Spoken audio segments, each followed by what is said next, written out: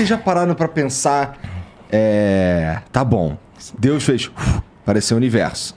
De onde que veio Deus? Aí entra na área da filosofia. Aí é uma pira que não dá, né? Uma vez eu estava na Universidade Presbiteriana Mackenzie dando uma palestra, veio um filósofo e falou assim: professor, tudo que você falou aí é muito legal e tal, mas você não consegue me responder essa pergunta. Quem criou Deus? Mas o Igor, essa é uma pergunta filosoficamente equivocada. Sim. Um bom filósofo jamais faria essa pergunta, não é, Rodrigo? Não, e ela é feita... Eu ia até trazer... Acho que eu te dei outra vez o meu livro, O Ceticismo da Fé. Sim. Dei pra minha mãe, inclusive. Eu ia trazer outro hoje, mas ficou tudo na Jovem Pan lá, viu, de manhã. Tá, mas eu vou trazer da próxima vez. Aí entra na área da filosofia. Permita-me falar o nome Big Bang aqui para me referir apenas ao start inicial do universo. Claro. Sem entrar nos pressupostos químicos e físicos, que não é minha área. O que havia antes do Big Bang? Ou seja, desse start inicial? O nada. É o nada absoluto. Porque um ponto de comum acordo entre ateus e design inteligente, eu acho que qualquer um concordaria comigo no sentido seguinte. Antes do ponto inicial do Big Bang, não havia gravidade, não havia tempo, não havia espaço. Não tinha nada. Não tinha nada. Era o nada absoluto. Tá certo? Mas aí vamos partir de uma questão filosófica que é repetida por vários, desde Parmênides na Grécia Antiga, que os latinos traduziram como ex nihilo nihil fit. Do nada, nada se faz. Se não havia nada, por que hoje há algo ao invés de nada? Então, é mais lógico supor que havia algo. Agora, esse algo que havia... para formar tudo que existe, tem que ser um algo que não está preso ao tempo, porque o tempo veio depois dele. Esse algo não pode estar preso ao espaço, porque o espaço veio depois dele. Ele não pode estar preso à gravidade, ele não pode estar preso a nada. Então tem que ser um algo que seja, no sentido do nosso tempo, atemporal. Não que ele não tenha um tempo próprio dele, mas esse tempo aqui teve um começo, então ele tem que existir antes. Então ele não pode ser temporal, ele não pode ser espacial, porque o espaço não existia. Ele não pode ter começo, porque ele começou todas as coisas. Então tem que ser, seja lá o ET que fez tudo isso, ele tem que ter essas qualidades. Ele tem que ser um ser dotado de vontade, porque ele resolveu fazer tudo. Ele tem que ser um ser dotado de design, porque ele criou coisas com desígnio. Ele tem que ser um ser dotado de inteligência, porque ele criou com inteligência. Esse ser, então, não pode ter sido criado por nada, porque se ele foi criado por nada, a única coisa que eu faço do ponto de vista filosófico é deslocar a pergunta mais para trás. Uhum. E mais para trás. E eu vou cair num ad infinitum absurdo. Eu tenho que obrigatoriamente chegar a 2 caminhos, não tem 3. Aliás, 3 caminhos. Ou eu acredito que a matéria e tudo que existe veio do nada, e me perdoe. Aí vem o meu limite. Isso não é científico. Porque, mas é provado. Não, então vamos falar de método científico agora. Eu vou até pedir licença para entrar na sua área. Eu li muito, desde os primórdios do método científico lá com Francis Bacon, depois as leis de Stuart Mill. O método científico ele tem que ser replicável, ele tem que ser observável, ele tem que ser visto em laboratório, ele tem que ser falseável. Por exemplo, até desse exemplo hoje de manhã.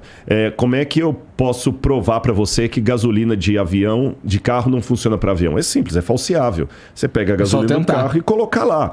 Agora, não é falseável dizer para você que Santos Dumont estava sem cueca quando ele se suicidou. Não tem como voltar lá e verificar isso. Tá certo?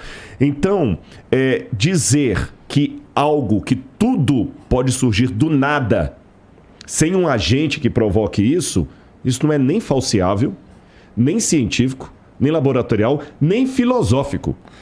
Mas nem os caras que pensam no Big Bang como o início de tudo, eu já os vi falando que eles não fazem ideia do que causou o Big Bang. Exatamente, mas só quando eles falam assim, existe uma diferença.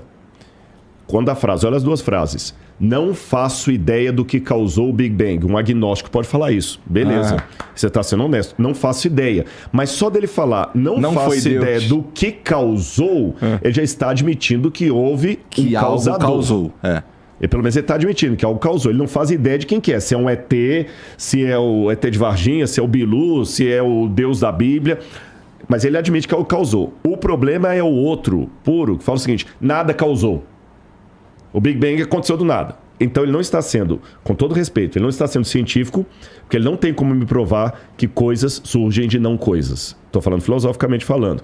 Por que eu não tenho medo de aparecer um tigre aqui agora e sair devorando todo mundo? Porque não tem como surgir um tigre do nada. Exatamente. Se um tigre não pode surgir do nada, por que do todo essa estrutura que a gente viu pode surgir do nada? Então eu sou obrigado a trabalhar com uma causa primeira. E essa causa primeira, para ser, do ponto de vista filosófico, uma causa que justifica o surgimento de tudo, aí eu estou usando aqui Aristóteles, isso é Aristóteles, essa causa tem que ter essas características, ela não pode ser presa ao tempo, ao espaço e tudo mais. Ah, mas se alguém causou a causa, eu só estou deslocando a questão para trás. Aí que eu falei que tem as 3 possibilidades. Ou eu vou cair no absurdo de falar que o universo surgiu sem causa, o que não faz sentido, ou eu vou falar que sempre teve uma causa causando outra causa, eu vou cair no infinito absurdo, que também não faz sentido, porque tem evidências que o universo começou, ou eu caio num terceiro, que para mim é o mais lógico. Houve uma causa primeira que formou tudo isso, e quando eu vejo as características dessa causa primeira com o Deus que a Bíblia apresenta, eu vejo que dá match. Você entendeu? Esse é o ponto, da match. Agora, é lógico, isso aqui, eu não estou com isso provando que a Bíblia está certa, tem que ver os limites. O que é que eu estou provando, o que eu não estou provando. Uma vez Está supondo. Supondo. Uma vez alguém me mostrou um vídeo que alguém tinha feito na internet, me criticando. Né? E a pessoa falava assim, Rodrigo, você vai aprender comigo. Se eu não me engano, até acho que é aquele rapaz que é satanista, eu esqueci o nome dele. Acho que foi ele. Porque eu não dou muita bola para isso, eu nem abro. Porque se eu for abrir, eu não vou dar dinheiro para minha terapeuta com isso. Eu vou discutir outras coisas, entendeu? Não. Aí, mas alguém me mandou um vídeo. Ele botou lá assim, Rodrigo, você já aprende? Porque ele pegou um recorte de uma fala minha, onde eu falei que inferno é a ausência absoluta de Deus. Aí ele falou assim, olha a estupidez do que o Rodrigo falou. Ele não usou a palavra estupidez, mas eu estou parafraseando aqui. Tá. Olha a estupidez do que o Rodrigo falou. Se Deus é onipresente, assente comigo e aprenda. Ainda falou assim, se Deus é onipresente, como você escrito na Bíblia, então Deus está em toda parte. Se ele está em toda parte, não tem como ter uma ausência absoluta de Deus, uma parte onde Deus não estaria. Pá, checkmate, só falta o óculos, né? Só que esquece uma coisa. Como é que é a musiquinha? Né? Eu, como músico, sou um bom arqueólogo. Mas aí o que acontece? Só que ele esquece de uma coisa. Ele está pensando Deus. Esse é o problema. Alguns confundem Deus com o ídolo. O Deus da Bíblia que eu estou falando, que é o causador de tudo mais, não é o Odin do Thor, nem o Zeus dos gregos. É um outro Deus. O Zeus do grego faz sentido o que ele disse. Aliás, nem faz sentido porque isso também é limitado. A pessoa pensa que tudo no universo se delimita a altura, profundidade e largura. As 3 dimensões. Que é o que a gente consegue compreender. Exatamente. Dizem que tem uma quarta, que é o tempo, que nós temos uma percepção dele, mas não conseguimos segurar. Um controle. Mas existem físicos que falam que tem 11 outras dimensões, que nós nunca vamos compreender.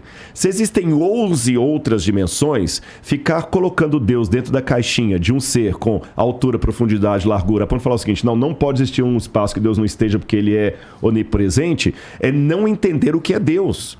É pensar que Deus é uma coisa, um ser de barba branca. Você está entendendo que o pessoal colocou lá? Não, esse Deus até... Europeu. Europeu, branco, como é que fala? Branco chauvinista, patriarcal, né? Não, essa é a imagem antropomórfica de Deus. E mesmo a Bíblia, eu vou apresentar para vocês uma coisa que talvez surpreendê-los aqui. A Bíblia traz um paradoxo de Deus. Qual que é o paradoxo? E lembrando que, Igor... Paradoxo, em filosofia, na sua área eu sei que é um pouquinho diferente. Em filosofia, paradoxo não é necessariamente contradição. Pode parecer que é a mesma coisa, mas não é. A contradição é uma coisa ilógica. É eu falar que eu estou aqui e não estou. Isso é contradição. O paradoxo são quando 2 situações opostas convivem no mesmo ambiente. A física quântica está cheia de paradoxos. A física quântica está cheia de paradoxos. O mesmo elemento aparece aqui, aparece lá. Onde é que ele está, afinal de contas? Então, Deus não é contraditório, mas ele é paradoxal. E no paradoxo de Deus, tem um vazio humano com forma de Deus muito interessante. Quando eu falo vazio com forma de Deus, Karl Rahner falava disso, existe uma busca do sagrado. Eu até brinco com alguns amigos ateus que eu tenho muitos amigos ateus, que eu falo o seguinte, olha, a oração que um ateu pode fazer sinceramente é, Senhor, que tu existas. Porque, cara, vamos abrir o jogo aqui, eu não quero pregar pra ninguém não, mas se Deus existir, Igor, é a melhor coisa desse mundo, cara. Eu também acho. Você tá entendendo? Se ele existir como eu tô pensando que é pela Bíblia. Porque imagina um dia que não vai ter mais... Eu não vou mais ter que conjugar criança e leucemia na mesma frase. Você entendeu? Você sabe que as suas filhas vão viver para sempre. Agora, se esse Deus não existe, vamos botar as cartas na mesa? Por mais que o pessoal tenha, eu estou muito bem resolvido com a minha descrença, eu não tenho medo se Deus não existir. Tá bom, recebe uma notícia de câncer da sua filha, eu quero ver onde é que está essa sua autoconfiança. Vai por água abaixo. Você tá entendendo? Recebe o laudo que a sua filhinha única está com leucemia. Eu quero ver essa sua confiança. Vamos abrir o jogo. Se Deus não existe, aí eu concordo com Fernando Pessoa. O que é o ser humano? Senão besta fera, cadáver adiado que procria. Então essas filhas lindas que você tem, um dia vai virar pó da terra, vai envelhecer, vai morrer, ou você vai morrer antes, ou sua esposa antes, alguém vai deixá-las. Sabe, ontem mesmo eu perdi um pastor amigo meu, está sendo velado hoje lá no NASP, enquanto eu não estou aqui. Isso é triste, e tem algo em nós que não quer isso. Se tudo fosse natural, se tudo faz parte da evolução, era para nós já estarmos acostumados com a morte, com o sofrimento, porque não tem Deus, não tem projeto, não tem nada, tudo é bobagem que ele está falando aqui. Vamos acostumar com a morte. Para que você chora? Ah, não, é a lei da sobrevivência. De onde que vem essa lei da sobrevivência? Sabe? Vamos acostumar com a morte, vamos transar e beber, porque vamos morrer mesmo e acabou. É só isso. E acabou. Agora, olha que curioso. Nós, às vezes, queremos muitas certezas. E nós nos portamos como pássaros numa gaiola. O passarinho na gaiola, ele vive no mundo de certezas. Porque na gaiola, ele não precisa caçar a comida dele, porque todo dia o dono coloca alpiste ali. Ele não precisa se jogar no ar com aquele imensidão embaixo, porque ele está no puleiro ali, é só pular do puleiro para cima. A gaiola, se fizer frio, alguém vai lá e cobra a gaiola. Se fizer chuva, alguém cobra a gaiola. No outro dia ele acorda e já está o dono lá. E ele fica na gaiola cantando. Só que aquele passarinho, por instinto, ele fica olhando lá para fora, as nuvens, e tem alguma coisa nele que o atrai para a nuvem. Ele quer ir, ele não sabe de onde que é isso, que ele é um pássaro. É como as tartaruguinhas do mar, que elas já eclodem lá no Projetar Mais, já vai tudo para a aguinha. Parece que tem algo que fala assim, olha, o seu lugar não é na gaiola. Mas onde é que é meu lugar? Lá no céu. Mas lá eu não vou ter alpiste, eu vou ter que procurar um alpiste, eu não tenho certeza se eu vou ter. Lá eu não vou ter certeza. Lá eu vou ter que ficar na imensidão. Ai, eu não vou ter certeza de nada lá. Bruno, me dá só a copa. Eu não vou ter certeza de nada lá. Mas eu queria tanto estar lá. Mas como eu não tenho certeza de nada lá, eu prefiro ficar dentro da gaiola. Obrigado. E ele canta todo dia triste, convencido de que a gaiola é tudo que ele tem, mas o coração dele está pedindo para voar. Nós somos como o pássaro na gaiola, nós somos como as tartaruguinhas do Projeto Tamar. Nós eclodimos do ovo procurando uma praia que muitos ateus insistem que não existe. Nós somos como pássaros, cheios de certezas na nossa gaiola científica. Não, aqui eu consigo mensurar, porque que o alpiste, ou seja, a quantidade é tal, ele está ali, o alpiste vai chegar todo dia essa hora, mas tem algo em mim que pede: Senhor, pelo amor de Deus, que tu existas, porque eu não quero perder minha filha para o câncer. Isso que você está falando aí tem a ver forte. Com o que eu ia te perguntar a seguir, mas ouvindo o que você falou, eu já suponho qual seria a resposta, mas eu vou lá assim mesmo. Vamos lá. Deus criou tudo isso aqui. Ele fez tudo isso aqui. Um troço gigantesco. É o universo que a gente está falando. É um bagulho muito grande. Uhum. Por que ele se importa com o que a gente está fazendo aqui? Por que ele se importa, ou precisar não é a palavra, mas por que ele está prestando atenção se existem pessoas como você na Terra, assim, crentes, claro, e pastores e que pessoas precisam... como nós. Porque todo mundo está em busca. Mesmo que você não tiver religião, mesmo que você for um agnóstico, você está em busca de alguma coisa. Eu só quero deixar claro que eu acredito em Deus também. Mas claro, é só... vamos lá, a maior parte do tempo eu faço advogado do diabo. Tá mas certo. assim, a minha questão é, cara, Deus, ele deve olhar pra nós e... Tá, cara, isso aqui é uma poeirinha cósmica que eu botei ali, porque... Sei lá, igual esses caras tem mais... É possível que haja mais uma porrada pelo universo. Que a gente não sabe, mas também ninguém pode dizer que não tem. Claro, com certeza, né? Com certeza. Então por que ele precisa da nossa devoção? Eu vou responder a você com uma outra pergunta. Você tem 2 filhas. por que você precisa amá-las? No caso do ser humano, assim, eu as amo com certeza. Sim. Não sei explicar por quê. É muito mais forte que eu e quando elas nasceram, a minha vida foi transformada, tá?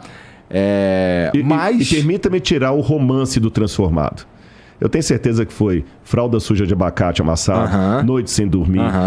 Esquece o amor, vamos falar só do ponto de vista pragmático. Do ponto de vista pragmático, foi um saco. Pragmático. Mas eu acho que tem uma coisa animal aí, o Rodrigo, que é assim, ó. Assim, a humanidade se manteve a humanidade porque pais cuidavam dos filhos. E isso talvez seja instinto, um instinto do passarinho que quer voar no céu. Bingo, você me deu a resposta. Eu só vou agora mudar uma coisinha aqui pra fechar a resposta que você acabou de me dar. Pode falar o nome dos seus filhos aqui? Claro. Carol e Luísa. A Carol e Luísa. Se a Carol falasse assim, papai, por que você me ama? Você não daria essa resposta porque minha filha é um instinto, os pais cuidam dos filhos. Você não ia dar essa resposta. Essa é a resposta do cientista. Eu não ia saber responder isso pra uma criança de 10 anos, né? Mesmo que ela tiver 18, você vai continuar não sabendo responder. É que aí se eu falar assim, ela... Tá, faz sentido.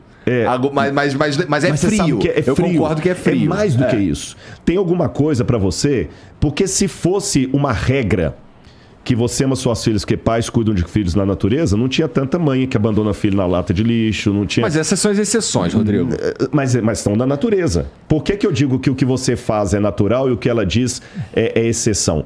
Tem alguma regra aí que foi estabelecida por alguém. Agora, o fato é que, tirando a resposta fria, o fato é que você tem uma hora que você fala assim, que se lasque a resposta. A questão é que quando você sorriu, me chamou de papai, eu me desmanchei. Isso que você tem... A Bíblia chama de imago Dei, para falar bonito em latim. Imago Dei é a imagem de Deus. Deus, quando nos criou de acordo com Gênesis, a teologia sistemática, ou dogmática, como diz a Igreja Católica, dogmática não é de dogma no sentido pejorativo, né? É organização. Os evangélicos chamam de sistemática. Ela tem 2 tipos de atributos de Deus. Os atributos inigualáveis de Deus, que só Ele tem, por exemplo... ser eterno, infinito, sem começo e sem fim, só Deus que tem isso. Poder ser adorado. E os atributos comunicáveis de Deus. Aquilo que Deus tem que é tão bom que Ele passa para os seus filhos para eles sentirem também o gostinho. Sabe? É como de repente você ir a um restaurante, você vai fazer uma viagem, sua esposa não vai, você come uma comida e fala assim, meu amor, eu comi uma comida tão boa que eu trouxe... eu pedi para preparar uma marmitex, que foi tão gostoso... que eu não quis comer aquilo sozinho. Então Deus pensou assim, sabe, meus filhos, é tão gostoso criar vocês e amar vocês, que eu vou dar para vocês o gostinho do que é ser Deus. Fomos feitos à imagem e semelhança de Deus. Vocês vão sentir pelos filhos o que eu sinto por você. Tanto é que eu não tenho filhos. Mas existe uma autora adventista que você conhece, Ellen White, que ela fala que quando um pai tem um filho, aí que ele pode entender o que é o amor de Deus.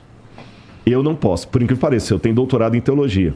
Mas nesse quesito aqui, você pode me dar uma aula do amor de Deus maior do que eu poderia te dar. Eu não consigo te explicar. Esse é que é o ponto. Aí, sabe quando você não consegue explicar, sabe o que você ia me falar? Se eu pedir assim, não, mas me explica, coloca no quadro aqui pra mim, o que é... Você fala, Rodrigo, quer na boa? Tenha o seu filho e experimente. Porque alguns sentimentos são tão profundos que a gente não consegue explicar, mas você pode convidar o outro a experimentar. E é isso que eu digo pra você e pra galera que tá com a gente. E você que tá assistindo esse vídeo aqui no Talk Flow, dá pra você virar membro, cara, do Flow agora. É um botãozinho do lado do botão de se inscrever. A gente faz um programa semanal só pros membros. Olha. Então fique esperto aí. Se quiser virar membro, tá bem aqui do lado, é Mamerreco, custa menos de R$8, irmão.